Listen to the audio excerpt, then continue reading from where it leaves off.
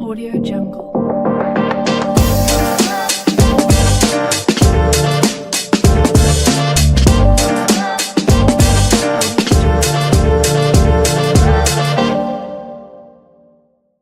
За, сайн байцгаана уу? Чингэлтэй дургийн хүүхэд төгслийн цогцлбороос эрхлэн явуулж буй Book Talk подкастын хөтлөгч Намир Эрдэнэ байна. Мангээд хүрэлцэн ирсэн зочид маань өөрийгөө танилцуулна уу? Сайн байцгаана уу? Мөнх чаглаа өгтөний Намир Эрдэнэ байна.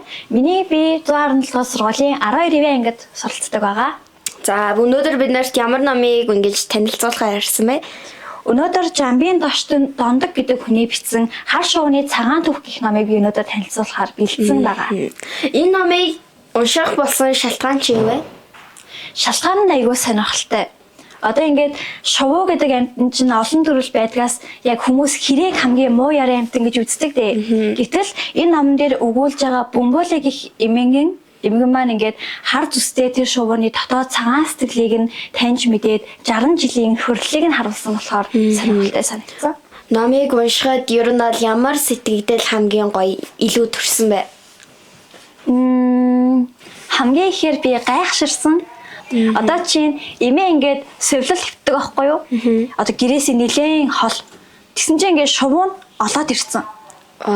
Яаж гэдэг нь мэдгүй ингээд хүн байгалийн холбоо гэх юм уу? Тэрийг сайн мэдгүй ч гэлээ олоод ирсэн үнэхээр гайхширлыг мэдрүүлж надад чадсан. Окей. Тэгвэл ингээд энэ номны талаар агуулга нь хар шувуу болоод цагаан үгүй хар шувуу болоод нэг эмгэний тухай тэр хоёрын гүн хөрлийн тухай гардаг байхаа. Тэгэхээр та энэ номны агуулгыг биднэрт илүү дэлгэрэнгүй яриач. За, уг ном маань ямар ч тийм зохиомол зүйл байхгүй. Зохиолч маань ингээ анханасаа ингээд бичээд баримтжуулаад явсан байгаа. Одоо ингээд жишээ нь бүгдээрээ ингээд зурагтай явдаг байхгүй юу? Тэгэхээр энэ бол яг бодит явдал. Тэгээд хамгийн сонирхолтой нь яг энэ ном яаж хэлсэн бэ гэхээр одоо эмээ маань залуудаа нэгэн шувууг эмчилсэн. Тэгээд тэр хэрээг олоод ингээд шаргацсан байхад нь эмчилсний ачаар тэр шувуу ингээд манай эмээд сайн санаад 60 жилийн турш нөхөрлөөд тэгээд хөөрхөн жижиг хөөрхөн үйлдэл дандаа хийдэг гэсэн. Одоо чинь хонийг хариулаад аваад ирдэг. Хүн ирж ивэл дуулгаж тусалдаг гэх мэт маш олон сонирхолтой үйл явдал гардаг.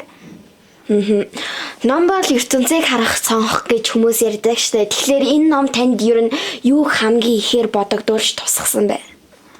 Хүмүүс ерөнхийдөө бол хэрэг гэдэг амьтанд их дургу байдаг. Муу ёртой шувуу, ийм хар өнгөтэй гэх мэтчлэн хэрэг ерөнхийдөө бол их ад үздэг штэ.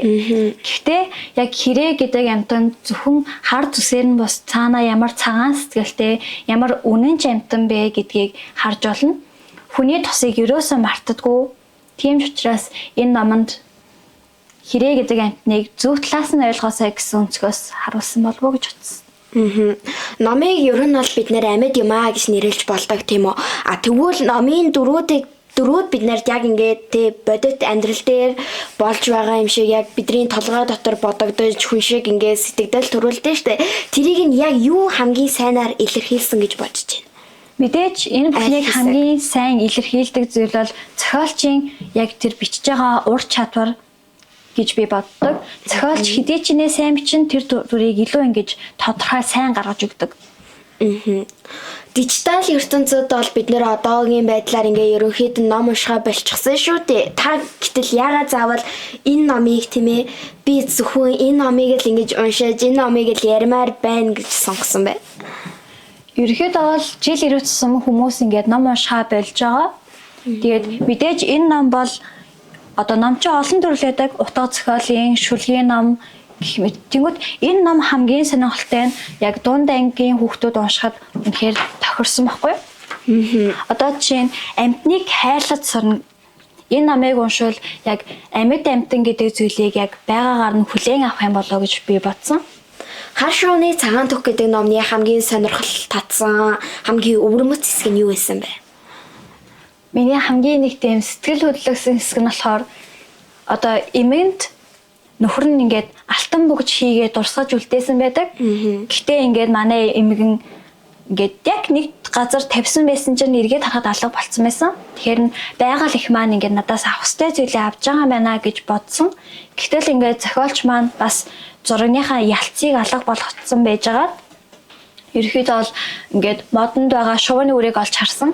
Сонирхолтой төрөөд ингээд зургийн даръя гээд харсан чинь эмээгийн алтан бөгж ээж идэг, өөрийнх нь зургийн ялтас ээж идэг. Тэгээд шаазгаа шоколад авчихсан байт юм элэ. Тэгээд тэр ингээд алтан бөгжийг олчихсан юм чинь ингээд эмээд маш баярлаад ингээд өгдөг аахгүй юу? Тэгээ эмээ гэсэн чинь нэх баярсан шинжгүй. Өө миний бөгж мөн байна. Миний нөхрөө надад үлдээсэн бөгж мөн байна гэх мэтчлэнийх сэтгэл хөдлөлгүй авдаг. Тэгээд ингээд манай зохиолч хэсэг хугацааны дараа ингээд харсан чинь өө бөгж байдаггүй. Тэгээ эмээ ингээд саяны алтан бөгжөө та яасан бэ гэсэн чинь чиний нөгөө зургийн халтсан алга болгодог газар буцаага тавьчихсан. Авах стай зүйлээ авах л байлгүй дээ гэд нэг тийм. Хэрэг яг л 7 настай хүүхэн шиг сэтгэдэг, боддог гэж хүмүүс ярилцдаг шүү дээ. Тэгвэл яг энэ хэрээний тухай энэ номон дээр маш тодорхой өгүүлэгдсэн байна шүү дээ. За тэгвэл та биднэрт ингээ хамгийн ихний хэсгийг гоё тайлбарлаж өгөөч. За хамгийн ихний хэсэгт болохоор манай зохиолч ингээд яг хүн хэрэг хоёр 60 жилийн турш хүлэж болно гэж үнэхээр гайхсан. Тэгээд энэ тэндээс сураглаад за тэр буурай бөмбөлийн эмгэн маань хаана амьдардаг юм бэ гэд сургалсаар байгаад манай эмээг зорж очиж байгаа тухай өгүүлдэг байгаа. Маш гайхалтай ном байна. Та тэгвэл одоо яг ингээд энэ ном унших дадлаа өөртөө хэрхэн үүсгэсэн бэ гэдгээ бидэрт ярьж өгөөч. Би ингээд бага хасаа ном унших амар дуртай байсан.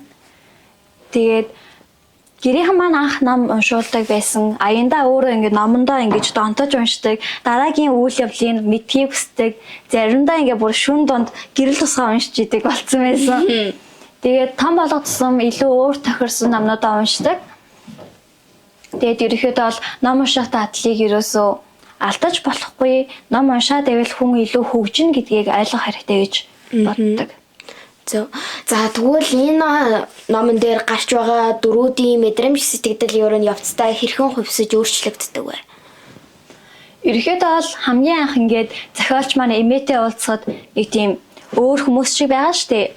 Тэгээд зохиол маань ингээд үргэлжлэх тусам урт удаа ингээд хугацааны дараа эмээ зохиолч хоёр маань барыг ээж хүү хоёр шиг бүр дотн болсон байдаг.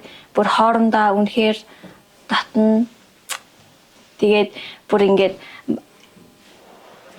үгээр хэлхий аргагүй аргагүй. За та тэгвэл одоо сонсож байгаа хүмүүс хүүхдүүдэд яг юу гэж зөвлөмөр байна? Ном унших гэдэг зүйл бол үнэхээр хүнийг хөгжүүлж чаддаг чухал зүйл гэдгийг хүн ойлгох хэрэгтэй. Тэгээд жил ирэх тусам ном уншиж байгаа хүмүүс багасж байгаа, технологи хөгжиж байгаа хэдий ч гэсэн номноос хүн салахгүй өөр тохирсон номоо заавал уншиж байгаасай гэж би үнэхээр хүсэж байгаа. Номыг унших дадлыг ер нь бол өөрөө хүсэж байж дадал болгоно. Тэгвэл бид нэр дадлаа хэрхэн яаж эхлэх вэ гэсэн асуултууд маш ихээр ирдэг шүү дээ. Тэгвэл та энэ дээр яг эхлэл цэгийг тавьж өгөөч. Дадал гэдэг бол ерөнхийдөө бол өдөр тутам ингээ хийж дадуулаад байх тусам дадал зуршил гэдэг зүйл маань бий болдог байгаа. Тэнгүүд дадал гэдэг зүйл чинь шууд бий болчихгүй. Би өнөөдөр энэ номыг уншлаа гэд би шууд ном уншдаг хүн болчихгүй. Тийм болохоор өдөр болгон хийвэл минут тутамд биш яг өдөр тутамд тууштай нэг зүйлээ хийгээд байж тэр нь дадал болдог болов уу гэж боддог. Тиймээс эхлэх хэрэгтэй. Баярлалаа. За тэгвэл өнөөдрийнхөө нэвтрүүлгийг дуусгацгаая. Өнөөдрийнхээ маань гол ойлголт маань бол номыг бид нэр дадал болгож унших хэрэгтэй маа. Номыг бид нэр чин сэтгэлээс унших хэрэгтэй маа.